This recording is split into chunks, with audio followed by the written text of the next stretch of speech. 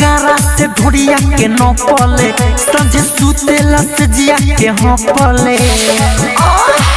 पहले कारा से ढोड़िया के न पले संझे सुतेला से जिया के हाँ पले अरे वही हरदम पागल बा हमारा लहंगा में गरहन लागल बा सखी सोया के जो सोबारा जागल बा हमारा लहंगा में गरहन लागल बा सखी सोया के जो सोबारा जागल बा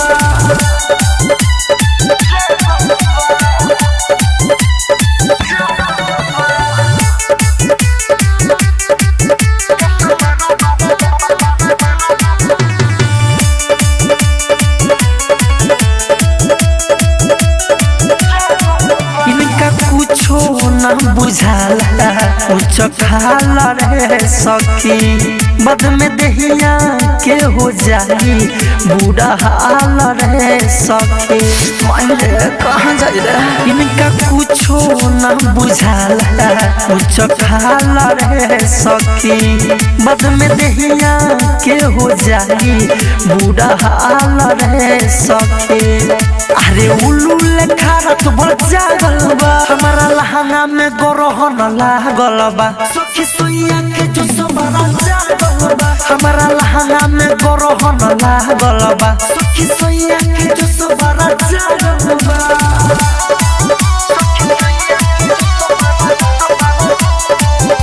म्यूजिक बाय मंटू मनी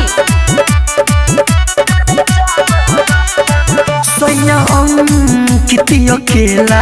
छोरिया रे सखी सिखले मिथल के चल धरिया रे सखी सोया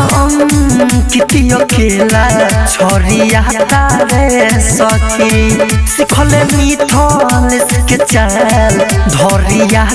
रे सखी अरे छुआ त दुनु हमर गागल बा हमारा लहंगा में गरहन लागल बा सखी सोया के जो सोबारा जागल बा हमारा लहंगा में गरहन लागल बा सखी सोया के जो सोबारा जागल